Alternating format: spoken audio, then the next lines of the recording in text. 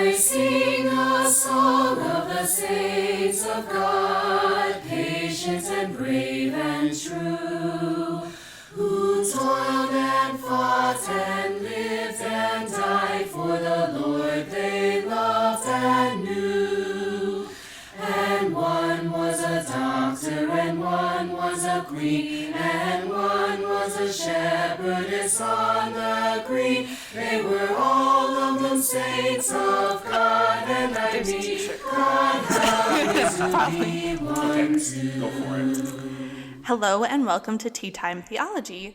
Our guests today are the Rev'd Dante A from St. Thomas Greenville and Olive Swinski from Church of the Redeemer in Providence, and we are talking about General Convention.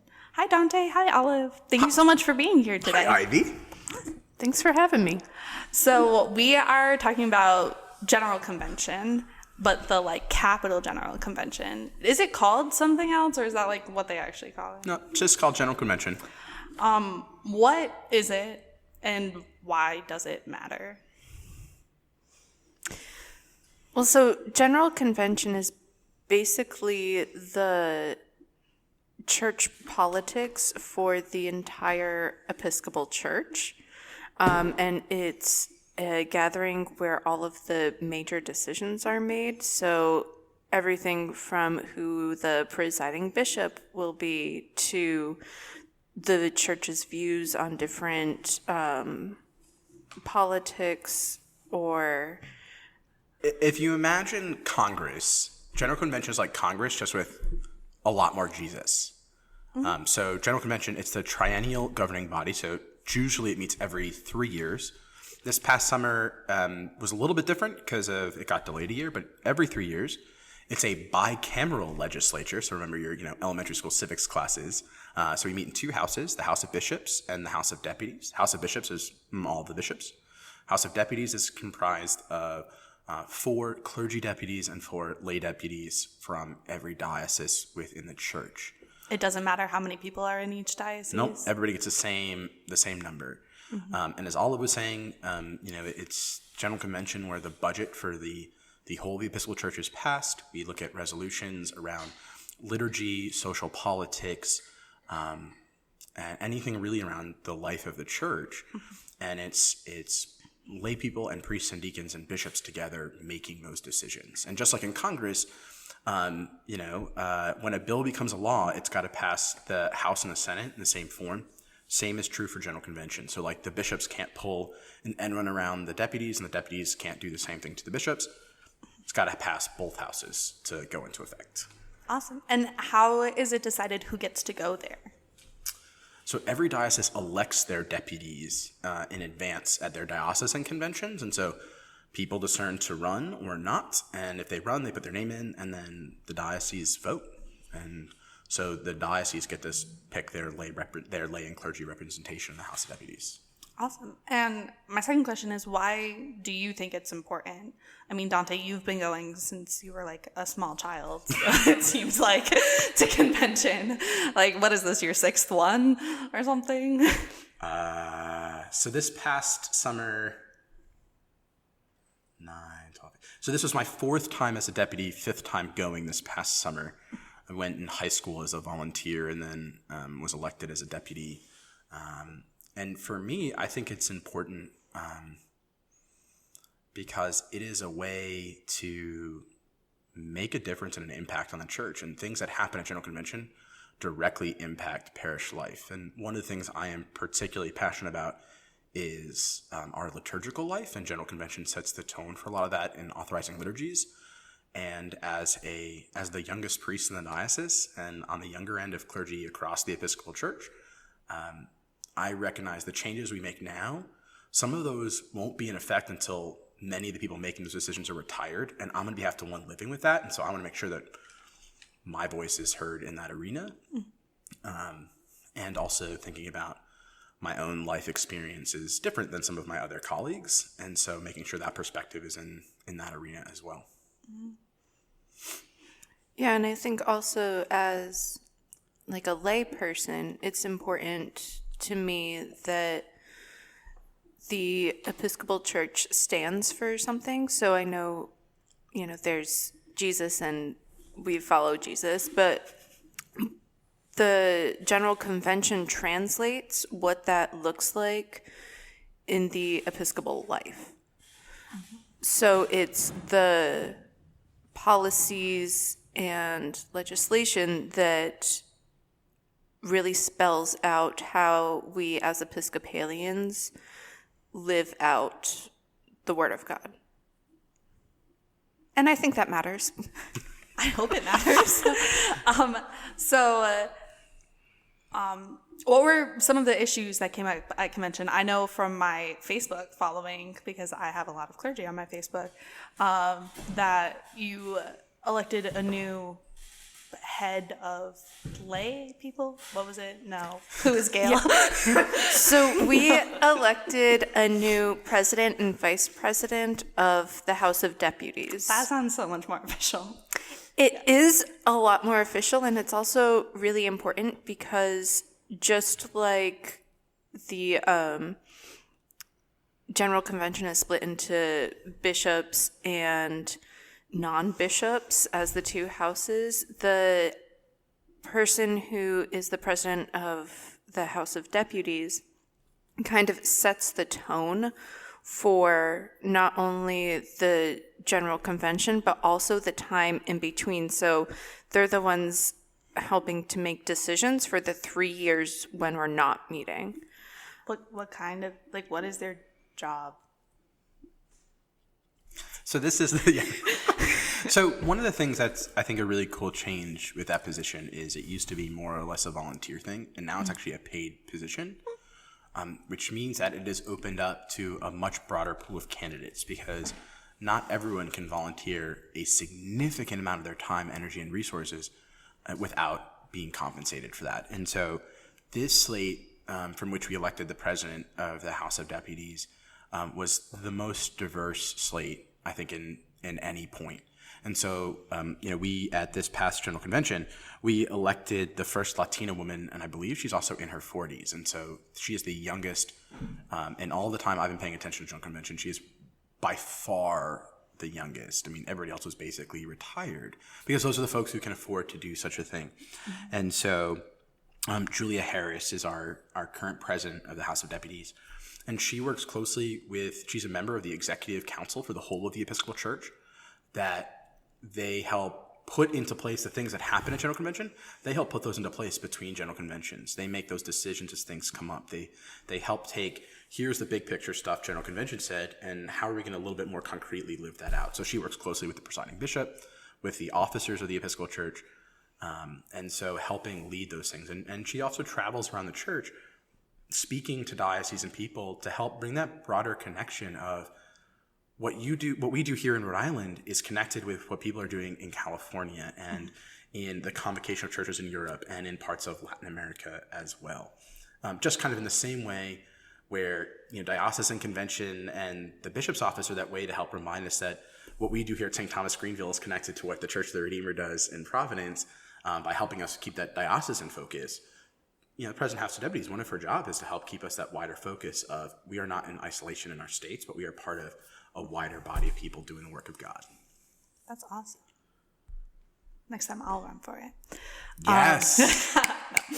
But what other, that was the only one that I knew about as a person on the sidelines. What did you all vote on this year? What decisions were made? What was put into pen and paper? No pencil. No pencil, just pen and paper. Well, the other thing, just before we leave kind of the officers, when we elected a new president, we also elected a new vice president. And what has historically been true, this is not required, but this is the practice. This is required. It is required that if the president is a layperson, the vice president is a clergy person, and vice versa. So if the president is a clergy person, the vice president is a layperson. And so we elected, I believe, the first Indigenous woman to serve in that role. And so Rachel Tabor Hamilton is a priest of the church and is also the vice president of the House of Deputies. And so I think part of showing the movement of where the church is, we have 2 women of color leading the House of Deputies, the first time that has ever happened. And I think that's a really, really cool thing, which leads into, I think, some of the things we talked about, because issues of anti-racism and racial reconciliation work was a big topic of conversation. I think for a whole variety of reasons, the present moment of time we're living in and the reckoning that is happening in our world, but the fact that we were in Baltimore and the Diocese of Maryland is doing that work. And so we heard clearly about some of the work that they're doing, including around work of reparations.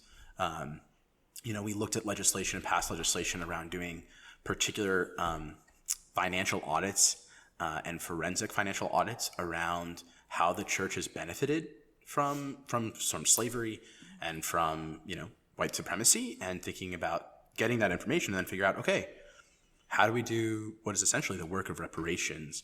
Because we're only where we are today as a church, and this is true of our diocese and many of our parishes as well, because of how the church financially benefited from slavery and all of the ongoing things from slavery to this present day.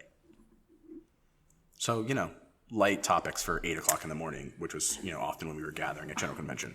That's so mean. 8 o'clock in the morning. Did you start the day with prayer? Like, did you start with morning prayer?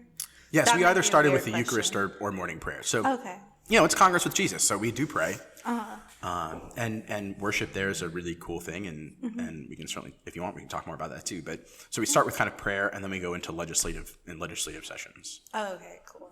I'm just trying to see, like, what was the vibe of the day? Like, what did it look like while you were there? Like, you kind of, like, run away for an extended amount of time and come back. The days are long. Very, very long. Do you want to say a bit, Olive, about what our days looked like?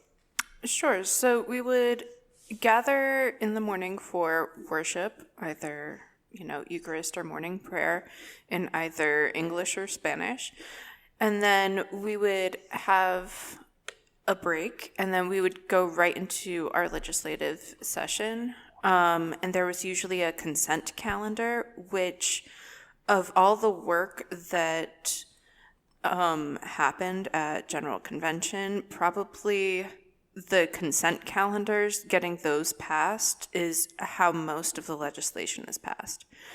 So we would meet, we would break for meals, and because we had a shorter amount of time than in past years, we would typically meet 3 times a day. So we would be there until 8 or 9 at night working on legislation. And then there was one moment where we had kind of like a joint session for the presentation of the budget, which the bishops came and sat in the back of the House of Deputies. And this is important because typically bishops are banned from the floor, with the exception of like a very special joint session, because they want to make sure that bishops are not influencing the lay and clergy delegates. So this joint session was like the only time that the bishops are allowed to come down to see us. Does that joint session happen every year, or was this year special? Yeah, so every year there are joint sessions, always with the budget, occasionally with other things as well. What usually happens is the bishops don't usually sit in the back of the room. They were trying to keep pods and things for COVID reasons. But usually what happens, and there was actually, I think, some people had some real serious grieving, and there was even one moment where there was, we were told, bishops, don't you dare do this and try to sneak onto the floor, because when joint sessions would happen, the deputies sit at long tables, and then there's seats on the end of each deputation row, and that's where the bishops would sit. And one of the big traditions at General Convention is there's the stanchions with your diocesan name on it. So when we have those joint sessions, because that's the only time bishops, strictly speaking, are allowed on the floor of the House of Deputies, deputations would take pictures with their stanchions, which get decorated with symbols of their state. And then, but that wasn't possible this year, though I did see some people carrying their stanchions off the floors to the open areas to do those sorts of pictures. But the only people who are allowed on the floor of the House of Deputies, and you even get special name badges, are the deputies themselves. And so there's like volunteers who offer security. And so like they will, like, if you don't have the right badge, you're like, no, sorry, you ain't coming on this floor. And I've watched lots of people, including bishops, kind of, try to get through over the years. they're like, no, sorry. Just like in the same way, you can go observe the House of Bishops, but because I don't have a bishop's tag, I can't get into the floor of the House of Bishops. I can only sit in the kind of observers area. So it's the same sort of thing. But it was kind of funny to see all the bishops in the back of the house this year. I'm sure. And you kind of touched on this, but I'd love to talk about it a little more, that like this year did run differently than in past years. It was shortened. So I want to know what you two, first of all, thought about that. I mean, I have opinions, but I wasn't there. So I'd love to know what you thought about the different running of this year. And do you think it was a good idea? Do you think it was a good idea? Do you think it made it so you could still achieve everything you needed to at convention? Unless, Dante, you want to talk about how it normally runs, like the length of time, and then we can talk about how this year was different. Is that okay? Okay. So General Convention in other years, in the pre-COVID times, so my first convention was, I think, a little over 2 weeks long. And which is a massive commitment. And when I say a little over 2 weeks, that includes like your travel day there and like coming back. And we got there a day or so before convention, got underway. And then we're there for like, 2 weeks or something like that. And it's a really long amount of time to be there. But what that allowed for was lots of time for things beyond legislative sessions. And so you had this year, where we would go late into the evening. Normally when you broke for dinner, like the House didn't meet until the next morning. There might be committee hearings later, so all of the committee hearings happened in person. There would be special presentations and dinners and all sorts of other stuff that happened. And in a time for fellowship beyond the legislative work that I think is an important part of General Convention, because it's the time when people from every province of the church and every diocese of the church can come together. And so you can get a sense of how God is working in places that you've never known before and that are very different than wherever your home context is. Now, over the triennium since I've been there, convention has been getting a little bit shorter, just because that's a really long time and it costs a whole lot of money to make General Convention happen. But there's still been the sense of, as we've shortened it, to allow for that fellowship, those meals, those presentations, all those other things to happen. And then, so I don't now remember what the day length we had said before, and then we would add a day for the year we elected the presiding bishop, because when the presiding bishop is elected, all of the bishops, it's generally on a Sunday, so you have like the morning Eucharist, the bishops wear their Rosh and Shamir, so like the white things with the red vests over them, their choir, which is their choir dress, they'd all wear that, and then they go off to a church and they vote, and so the bishops really aren't doing any other business that day. And then the House of Deputies generally does some other business and then receives that vote whenever it happens. So that adds a day. So this was much shorter. All of the committee hearings happened generally in advance. And so that allowed for it to be much shorter. So do you want to say more about, what was it actually like there this time? Sure. So I think, to your question of was it a good idea or not to shorten it this much, I think it was a necessary thing to happen, mostly because of, COVID. But how much was it shortened? So we went from like 2 weeks-ish, maybe an extra day or two. Yeah, so we went from like 8 or 9 legislative days to 4. Wow. That is yes. That's more than 50% gone. Right. That's a lot. Right. And so with that, it meant that the consent calendars were really long and there wasn't a lot of discussion about a lot of different topics that there may have been in previous years. So probably things were passed that we won't know the impact of for a while just because of the sheer volume, especially because every morning, I believe, we would get a new consent calendar. So you're getting out at 8 or 9, reading all of these different things to then vote on the next morning. It's exhausting. Every session has a consent calendar. Oh, thank you. Yeah. So it's a lot. And we passed a lot, and we probably don't even know all the things we've passed, which is not a great way to run things. But also that the shortened format did allow for me to take less vacation days, which was wonderful. And I'm, privileged in that I do have vacation days. So for me to only have to take less than a week because it was over a weekend allows me more flexibility in my life. So I would love to, thinking about what was different and was it worth all those sorts of things. And I think reflecting on my previous general conventions and this one, I would like to see a blending of pre-COVID practices and COVID practices as we get ready for General Convention 2024. I think 4 business days, I think is probably not quite sufficient for the House of Deputies. The House of Deputies is significantly larger than the House of Bishops, so the tone and the vibe is radically different from the two. And so, it'd be interesting if Bishop Nicely were here, because I think his experience is very different by the fact that he's in the House of Bishops and not in the House of Deputies. So for us, while the bishops had the space, for example, there's a lot of contention around some stuff we did around liturgy in the prayer book. The bishops had the space to sleep on stuff and have a small group of bishops work together to try to figure some things out from different perspectives. And the House of Deputies just didn't have that luxury. And so as Olive said, a lot of things got thrown on the consent calendar. It was much harder than ever before to remove things from the consent calendar.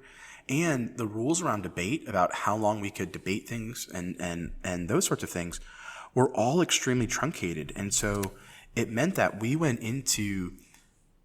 discussing big and really important things.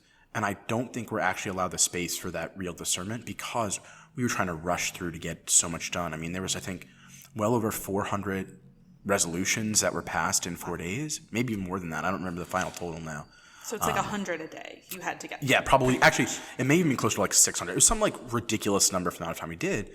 But not only will we not know the impact of those things for a long time, there will be things that were passed at General Convention. And this is always true. It will be, I think, more this year. There are always things that we pass at General Convention that get lost to the journals of convention. So for example, and this is one that I know well because I was one of the authors of this resolution, we passed a resolution in 2009 to, and the language also means this, but it was to highly recommend, we didn't require, but it was a recommended thing, that all forms that come out of the church from the national church level to parish level should make room for preferred name and preferred pronouns on there. The only people who know that was resolution passed, I think, were those of us who were responsible for making that a practice, and it went nowhere. Now, part of that is it had no teeth. It was just a recommended thing, but it was one thing there was hearings on because every resolution has to have a hearing, and then it ended up in the consent calendar, so there was no real kind of debate or anything around it. So I think there's a lot of stuff that we do that just gets put aside, and then things that I think did get shortchanged because of where we are. So I think going forward, maybe a little bit longer. In 2024, we'll elect another presiding bishop, so maybe add 2 days to it, so you get 6 legislative days because we're electing a new presiding bishop. And then also giving the space for having, the exhibit hall back and to see this, which we didn't have this year, to allow space for presentations and lectures and debates and evening meals and those sorts of, so adding that social formation components back with giving us a little bit more time so we can debate those things. At the same time, I think we realize, there's a lot of stuff that we don't actually have to do that we've been doing. And so let's get rid of that, which is unnecessary, to give us time to talk about the more necessary things. One of the things that we did at this convention, and I think Rhode Island should have some pride in this, is because our Archdeacon Emeritus is one of the authors of the resolution, Jan Grinnell. The church has long said that we support and have the full inclusion of LGBTQ people, but there's been no real meaningful work to make our intent match the impact. And so it's all been kind of haphazard of some places really committing to that, others not so much. And so there's now a resolution requiring that dioceses train their clergy and lay leaders in using safe zone training, and so in an LGBT awareness training. And not only is that required, dioceses have to begin that work before 2024 and report back to General Convention. And so, Jan was part of that great resolution that had some real teeth to it. And that passed largely without any real recognition or conversation. I think it was probably even on the consent calendar. And so there are things like that I think really should have gotten more press and more time, because I think that is a really great thing for us to celebrate, and that just moved on. And what I worry is, particularly because of like how that resolution, for example, passed, it's going to be harder to implement that because there are going to be some places that are not going to want to do that, and it's going to be harder to get that traction and be like, oh, well, we didn't realize this happened, sort of thing. Are there like any repercussions if you like don't do things like that? Like, I'm sure there are other, not just that one specifically, but I'm sure there are other things that pass that like have those sort of real teeth to them, as you said. Generally, no. I don't think, even here on a diocesan level, things that are required, there's no real penalty. I should be careful saying this because then, they're going to start happening. But there's lots of things that we require in a whole host of levels, diocesan levels to the wider church levels, that there's not really any sense of consequence should you not do them, with the exception of like the disciplinary canons for clergy, but that's a whole different story. So I don't think these have any real repercussions. I'd love to see that be a thing, but, I don't think at the moment that is. That's right. So now talking about sort of the impact of convention on sort of like our day-to-day life in your diocese, how does general convention feed in to what happens at diocesan convention? Like, how do they sort of speak in conversation to each other? Or do they not? Well, so whenever there's a general convention, there's always a presentation at the following convention about what was discussed.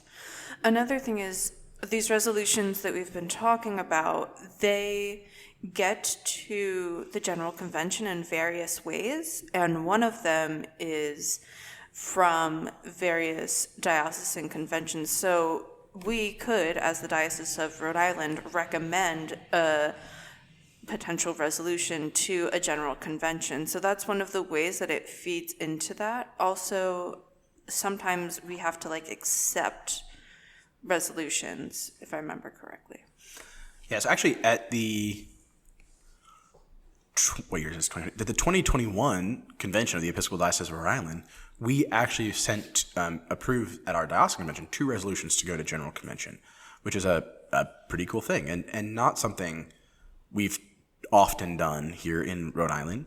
Some dioceses are much more prolific in their resolution writing. But yeah, as Olive said, there's a report back, and then there are certain things that happen at general convention and around canon changes and constitution changes and other things that have to actually get read into the minutes of your diocesan conventions to inform the people.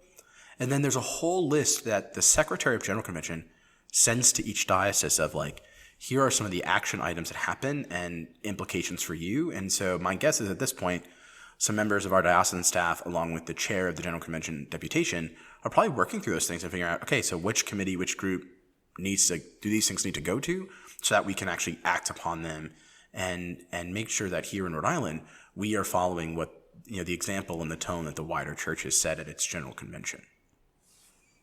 And would you mind talking a little bit about what does diocesan convention look like that's different than general convention? Sort of in how it runs. Do you want me to take that one? What the vibe is. I know that's kind of a harder question, but I think that it is cool to sort of understand that everything happens in this. It's sort of those Russian nesting dolls where you have the church that runs the same way sort of, and then they go to the larger diocese, which then goes to the larger, right. That sort of nesting. Right, vibe. So you have general convention and then diocesan conventions and then parish annual meetings, right? Mm-hmm. And then you can think of kind of there are parallels that grow as we move to different stages. I think in some ways at their core, whether it's an annual meeting, diocesan convention, or general convention, there are some important similarities. I would hope Jesus is at the center of all of those, but every community's got to figure that out. There's typically elements of fellowship, and connecting and building and establishing relationships. And so think about, we just had our diocesan convention here in Rhode Island, and on Friday afternoon we had a workshop, and then we had the Eucharist, that time for some formation and conversation together, and that time for fellowship and sharing meals and worship together. And then there's the legislative business side. So that happens, I can think about our annual meeting here. We often share a meal together, have those relationships, think about what we've done, and then we have that kind of business portion of the meeting, church diocesan convention, church general convention.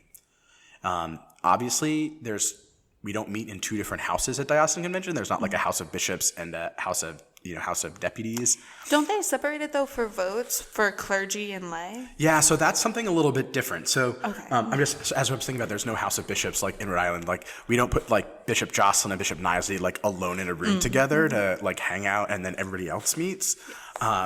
So what you're just describing is actually called vote by orders. So that happens at general convention and diocesan convention. So there are certain types of resolutions, and the rules at diocesan in our diocese are different than at general convention of how this and when this happens, where a vote by orders is required. And so what a vote by orders means is that all of the clergy vote and all of the lay vote. And in order to pass, you have to have a majority or a 2/3 majority, depending on what the requirement is, of clergy votes and lay votes.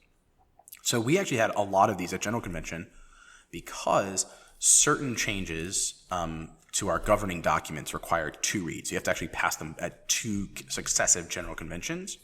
And the second one requires a vote by orders. And we did about a bajillion, and that's a technical term, of some of these where we were changing, I kid you not, changing a word order. So like it went from like bishops suffragan bishops to bishops suffragan.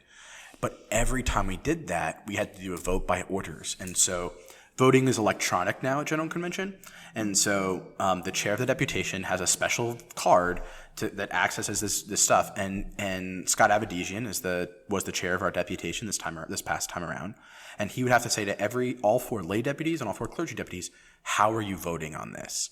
And then he would calculate, and if all 4 people vote in favor, then it's a yes vote. If the vote is split 2 and 2, it's a divided, which is effectively a no vote. And then obviously if like one person votes and the other vote no, it's a no vote. And so we had to do that every time. I do wish in our pre-electronic days, all the deputies actually literally had to sign their name next to a vote. And so like we have a paper record of when the Episcopal Church added gender identity and expression to our non-discrimination canons. I actually have a copy of that paper vote where every person in the Rhode Island deputation signed and voted yes for that. So that's a vote by orders where it has to be separate. We do that a lot more at General Convention than we do at Diocesan Convention. I think probably the last time we had a vote by orders here in Rhode Island was probably when we elected Bishop Nisley.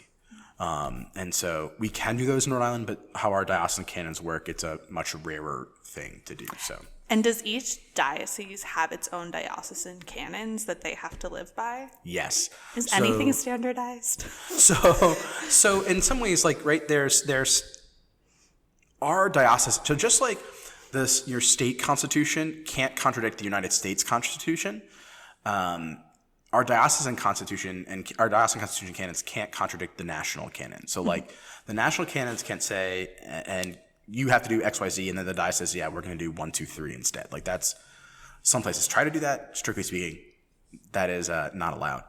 And so there are some standard general things, but every place is different. And, sometimes places will change canons to reflect particular situations that have happened in that diocese that might not have happened elsewhere. And so, like relating to General Convention, we have a provision in our diocesan canons that say, you have to not only be canonically resident in Rhode Island to go to General Convention, but you have to physically be here, because in the past people have been elected when they're here in Rhode Island. They take a job elsewhere in another diocese, but their residence stays in Rhode Island, which is just know they're still technically here in Rhode Island even though they're serving in another place. And we've said, well, no, you've got to be here if you're going to be General. So that was a particular situation here that caused us to change our canons. So just like every parish has different bylaws, every diocese has different constitution and canons. Awesome. Sorry, I get really excited about canons. No, I love canons. So one other question: if you're changing wording of the prayer book or canons or stuff like that, does that mean that after each convention, we should technically reprint all of our prayer books and change that? No, because prayer book revision is its whole own ball of wax. And the last time we got a new Book of Common Prayer was in 1979. So before any of us sitting around this table were alive. Or thought of, right? That's a decade before I was born. Which my parishioners really hate when I say things like that. But it is a massive process. you get trial prayer books and trial liturgies that go through. People try them out. They work on them. I mean, you're talking about a significant amount of money and like 12 to 15 years from when we say we're going to do prayer book revision to when you actually get a new prayer book. One of the things that does happen, and happens much more frequently, is instead of changing the prayer book, though we've done that, and it is the opinion of this deputy in some problematic ways that make me very cranky, like the readings for Holy Week, but I mean, that's another story. What we have done is we've created new liturgies. We do things like enriching our worship, which is has been easier to change. We've created supplemental liturgies. And so that's how we kind of get around, and we've managed, for better or for worse, to not have to do a new prayer book every 3 years and not go through that process for 3 years, but still allowing for new liturgies and new things to emerge. What about the canons, though? Because aren't the canons printed in the prayer book? So no? Nope. So the Constitution and canons are kept separately. Okay.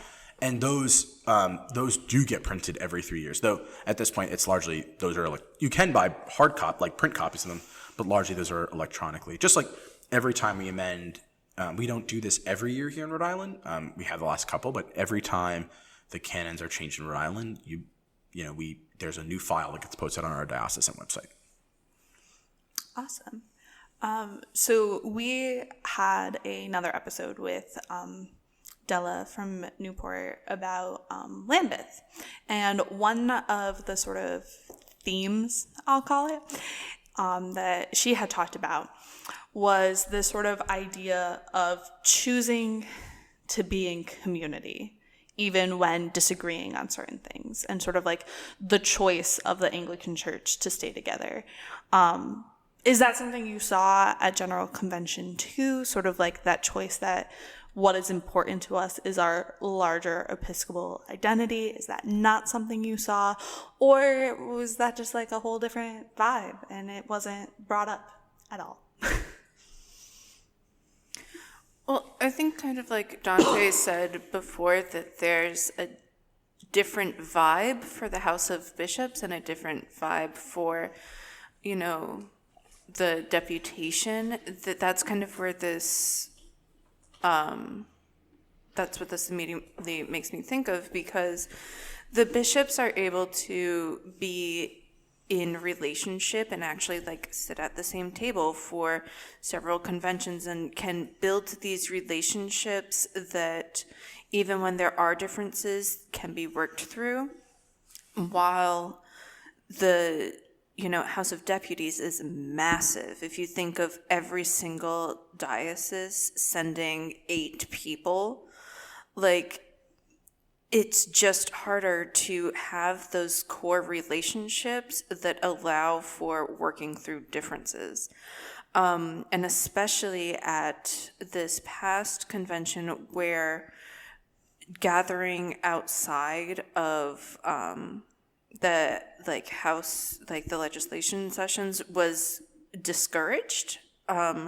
It kind of meant that even if there was to be the building of relationships out beyond difference, that it just didn't happen. Hopefully in the future, we can be able to gather again and work on those relationships. But also sometimes there are just things that cannot get past. And we have had various dioceses leave the Episcopal Church. Dante, I think you were actually there for some of those where deputations walked out, which is unfortunate, but it's just different. Yeah, so I think the House of Bishops had from what I've heard, obviously, I'm not in the House of Bishops, thanks be to God. They had much, that spirit that was in Lambeth, they experienced. So as I was saying, the bishops, they have table groups. And so they sit at round tables like we're doing now. And they get those table groups for the whole of the triennium. So so every time they meet, and I think they meet 4 times a year, they're sitting with those same people. The other thing is, kind of once you're there, you're there. And so you build, even if it's not outside of your table group, you build all these really great relationships in the house that can allow for them to have, to get to that we're better together sort of vibe. the House of Deputies, every time I've been to General Convention, is always more contentious than the House of Bishops. Because I think as a starting point, we are much larger. I mean, the House of Deputies runs, over 800, getting close to probably 1,000 people, whereas there's maybe a couple hundred, not even, so at most 200 if you can include all the retired bishops and assistant, right? It's a much smaller, the House of Bishops, much smaller than the House of Deputies. Unlike bishops, deputies are elected General Convention to General Convention, and so there's no guarantee you're going to go more than once. And that also, whereas bishops can take a long view of things, there is always more urgency in the House of Deputies because there's never a guarantee you're going to go again. And I think that allows for more contention because people, they have things that they're passionate about and they want to push those through. And sometimes no matter the cost, they want to get their thing done. I mean, the number of times I've heard General Convention deputies say, I want to leave my mark on this church, and so we're going to get this done, which I think we all have those moments, but maybe is not the best way for us to approach things. And so I think it means that kind of we're going to be in this together doesn't work. And I actually want to share one particular story from this past convention that I think highlights how there is not that same level of respect for where you are from the various positions we can have in the church coming together, like we saw in Lambeth, seeing the House of Deputies. So at this past General Convention, one of the days I actually wore my cassock on the floor of the House of Deputies. And I got so many side eyes and glances and snarky comments made to me because I wore my cassock in the House of Deputies. A cassock, which by definition is like streetwear for clergy. And there was a point in time in the church where that's what clergy wore for things. I heard someone say to me, I was in line at one point to get coffee, and the person behind me, and I'm like, we had masks on, but I'm like, I can still hear you. Like, I don't have earplugs in. Said to the person they were with, how sad to see another person lost to the conservative wing of the church. They know nothing about me, but they made all of these judgments because I wear a cassock. Yeah, because I would never call you a conservative clergy. Yeah. I mean, there's some ways where I tend to the more traditional side, and that's true certainly liturgically. So then, the next day or 2 days later, I had a T-shirt that a friend of mine that I play football with got me that says Amen, but it's A, MEN, exclamation point. And then it's Jesus, hands raised in the air with a rainbow colored, it almost kind of looks like a toga, but kind of robe on. Mm-hmm. Clearly saying Jesus, amen. It's like a gay thing with Jesus, right? I, that day, had people stopping and saying, can I take a picture with you? Asking me where I got my shirt. And I saw the same person who made the snarky comment about me in my cassock. And they said, oh my gosh, I love your T-shirt. This is amazing. We need more of this. Mm. And so there were totally those judgments made based off of what I was wearing. I am the exact same person.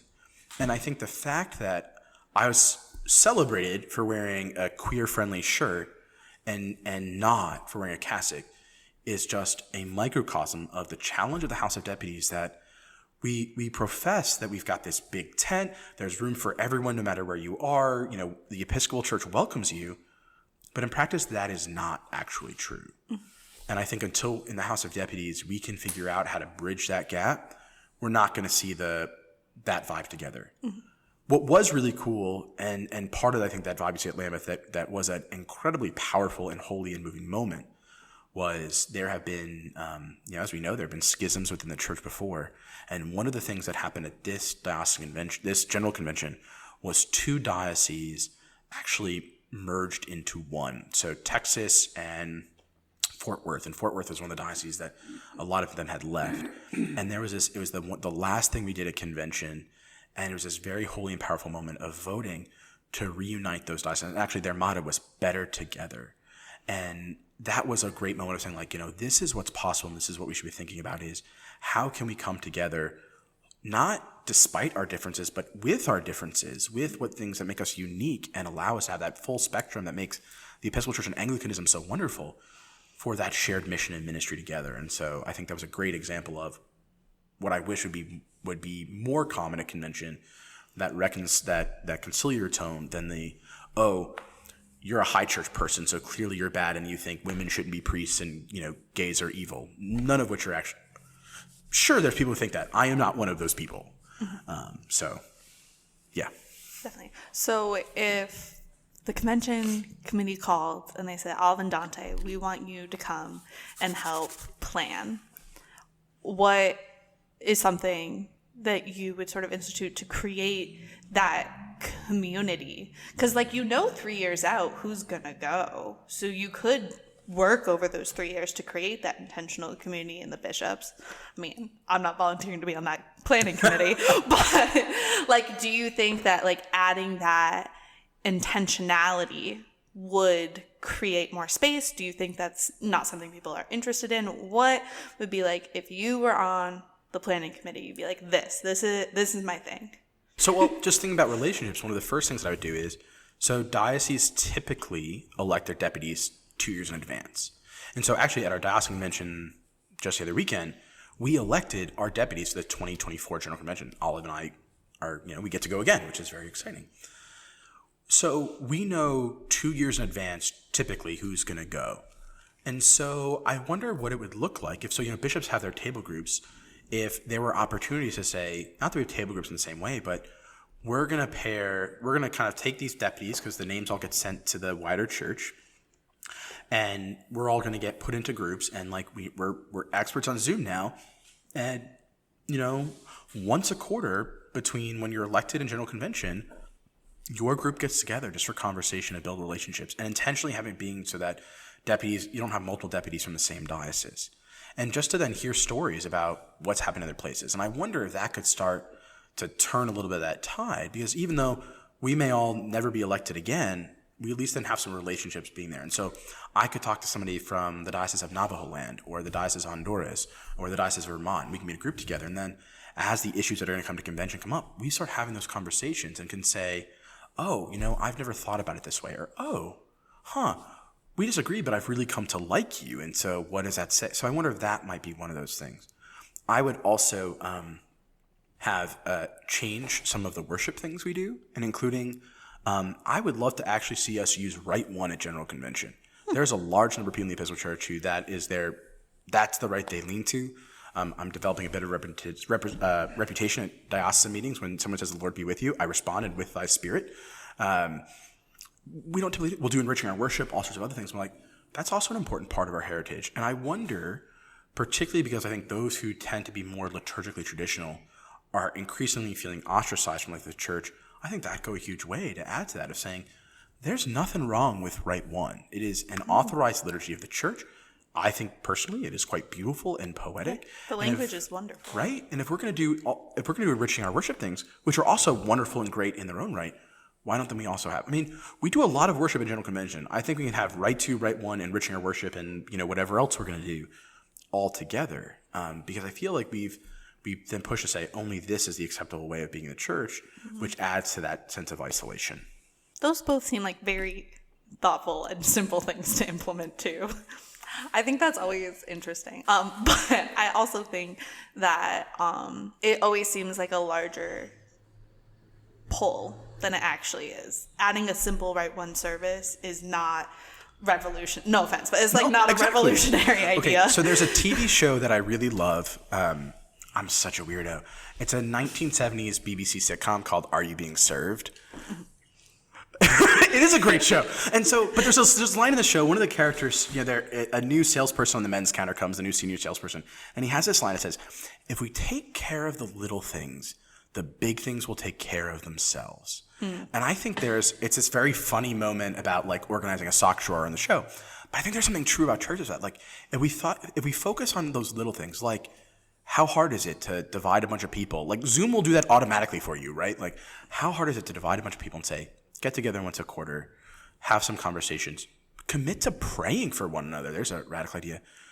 Those are little things that then the impact of will be significantly greater than hey, we're going to do one Eucharist, that's Rite 1. Please, General Convention, do one Rite 1 Eucharist.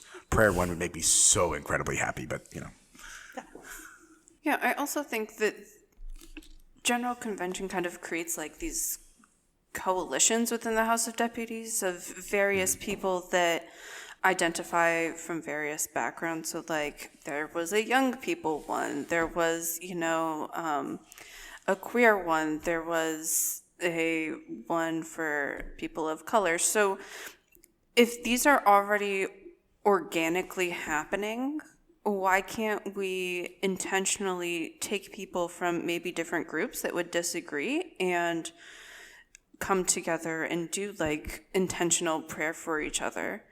Why can't we come together, build relationships? Because at the foundation, we should be having relationships, and relationships steeped in prayer. And I also think that more prayer throughout the actual convention would be helpful. We have like this prayer leader person. A chaplain. Okay, but like, so we have a chaplain, and they were very dynamic, but also like why we can't have just more prayer throughout, or why we can't have worship in smaller groups during breaks, so that there is something powerful about being so many people together, but also there's something powerful about not a lot of people together worshiping at the same time. You know, some of the most profound worship experiences I've had were a 3-person Eucharist, you know? I think, and we didn't get this time because they kept the House of Bishops and the House of Deputies separate. But I mean, I can think of my first time I was at General Convention and the Sunday Eucharist happened, and we're talking thousands and thousands of people were there. And it was this unbelievable experience of you have bishops and deputies and volunteers and visitors and all these people together worshiping, which is amazing. But then you're right, those small gatherings. I mean, like, what would it look like if, I don't know, we have this thing called the daily office, morning prayer, noonday prayer, evening prayer, compline.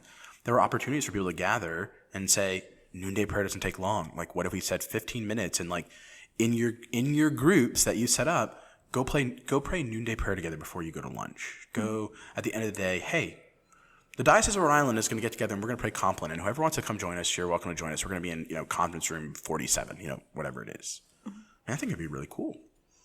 And it's also interesting to see how other people pray. Like, I think we were at UIU together once, and they were doing the Eucharist, and in, I don't remember which country they were from. There was a group of people where they're from, the Lord's Prayer is sung and it's much longer. Like, it takes twice the amount of time. And they did it that way, and everyone was silent while they continued their prayer. And there was something really powerful about that, about seeing people not only using the prayer book, but doing it in their own language as well. Well, exactly. I think, like, right, I'm biased. I like how we do worship here, like, particularly in my own parish where I'm in charge of that. Like, but there's really cool ways that people worship in other places that are radically different than what we do in Rhode Island, in other languages and bringing in other cultural aspects. Like, if we're going to claim to be this international church, which we are, then, like, let's actually do that and not just pat ourselves on the back and saying, we're international and we're multicultural. Like, let's actually do that. I mean, it was heartbreaking at this General Convention to hear someone from one of the indigenous communities say, as we were rushing to do more liturgical things, saying, we still haven't gotten the 1979 Book of Common Prayer in our language. Like, so can we think about that? Like, right? So like 43 years ago, it's been 43 years. They still do not have it. And it was something like ridiculously late. I don't remember the year he said that they got the previous prayer book, the 1928 prayer book he was talking about, Lakota. That is so not okay that we talk about the importance of indigenous ministry and these communities within our church. They are dioceses with full rights, and yet we're not able to get them the liturgies in their own language.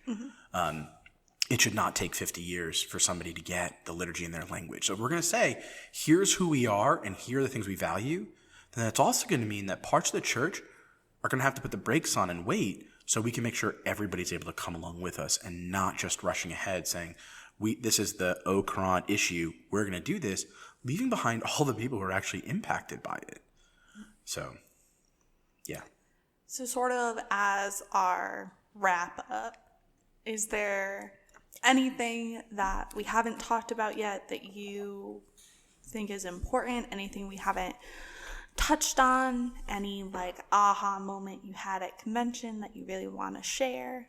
So I think for me, I'm a major church geek. I love General Convention.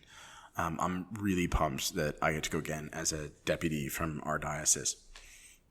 And one of the most kind of amazing moments, I think, for me actually happened, strictly speaking, after convention was over. So a group of us decided that we were going to take the train from Providence to Baltimore instead of flying. And on our train ride home, the bishops of the Diocese of Long Island were in the same train car as us. And we were all having some conversation. And then it was like, well, let's go out to them. And so myself and one other person from the Rhode Island group, we went to talk to Bishop Provenzano and Bishop Wolf, who's our former bishop, who's an assisting bishop there. And there was just this wonderful, and Bishop Bill Franklin was there as well. And there was just this wonderful spirit of like, something new is happening. We are being invited into a new way of being Anglicans in this world, and a way that can truly blend in our wonderful, ancient, mysterious practices. And I don't necessarily mean mysterious as in like, murder mystery type, but that like ancient, mysterious way which we worship, and where the world is now and responding in a particular way, right? Like COVID means all bets are off. So many things that we used to rely on aren't possible anymore, aren't happening. And while that can strike fear and uncertainty, I think there's also an opportunity for hope and possibility, because it means that we can really, with fresh eyes and open ears, listen to what's the new thing God's calling us to do. I mean, we don't have the same luxury of time we've always had. We can see trends and things in the church, and instead of becoming self-fulfilling prophecies, we can say, starting today, we're going to do something different. And I think the General Convention sets that tone. And so I hope and am excited for the ways that we will continue to find to honor our Anglican history and heritage, not forsaking, because we have something particularly wonderful to offer to the world. And how do we bring in that? How do we take that same message for the world today, which isn't just throwing out everything ancient about the church, but how do we bring that to this present moment? Because I do think the way we live into our Christian tradition and heritage can say particularly things about work of full inclusion, about work around the climate crisis, and all of those other things around economics and social parity and equity. We can do that, but it's going to mean doing things differently, and we don't like change so much. And so I think we got to shift the framework from scarcity-minded to abundance, from fear to hope. So that's what I hope we will bring into 2024 at our next General Convention. I think just one thing that wasn't mentioned was about how there was room for flexibility and the spirit in addressing what was happening within the context. So actually our first day there, right outside of the hotel and like the convention center where we were meeting, a man died by gun violence. And I was sitting in the hotel room reading over my resolutions for the next day, and I heard the gunshot. And it kind of brought back that what we were doing, it's happening within an actual context and not just like Episcopal land. And the bishops then, with a bunch of other people, the next day went to the place where this person died to kind of address the gun violence that was occurring. And I thought that was, one, an appropriate thing to do to address the tragedy that had just happened, but also to respond to the spirit and what was actually happening within the larger context. And I think that in one small way, the General Convention, although kind of a manifestation of the bureaucracy of the church, also can do more and adapt and respond to where the Spirit is taking us within a particular moment. Well, thank you both so much for being with us today. Dante, if we wanted to connect with you, how socially and online would we do that? So people can find me on the Book of Face, either me personally, Dante Tavolaro, or St. Thomas Church on there. And you can follow me on Instagram at Father Ducky, Fr Ducky. Yeah, and also like if you're old school, you can send me an email or call me or just like come swing by St. Thomas. So if you see a white Honda Fit in the parking lot, generally that means I'm here. So just like come by and say hello. And we're also doing some cool stuff here. And so, come check us out. Awesome. And Olive, if we want to connect with you or your church, how would we do that? So I avoid social media at all costs.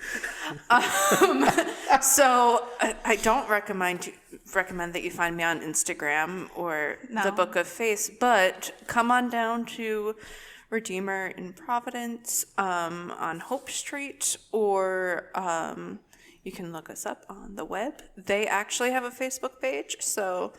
And an Instagram. And a really good Instagram page. It's true. So I would definitely recommend following Church of the Redeemer, and I will probably be there on a Sunday.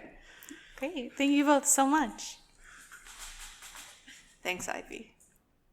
They lived not only in ages past, there are hundreds of thousands still. The world is bright with the joyous saints who love to do Jesus' will. You can meet them in school or in lanes or at sea, in church or in trains or in shops or at tea. For the saints of God are just folk like me, and I mean to be one too. Thank you for listening to Tea Time Theology, a ministry of St. John's Cathedral in Rhode Island. We would like to thank our producers, Ivy Swinski and Taylor Wilkie. Special thanks to Moa Conde and David Hines for our music. Our sponsors, the Episcopal Diocese of Rhode Island and the Right Reverend Nicholas Knisley, as well as our guests today. Follow us at Tea Time Theology on all social medias. Also, if you would like to donate to our podcast, please visit ko-fi.com/teatimetheology.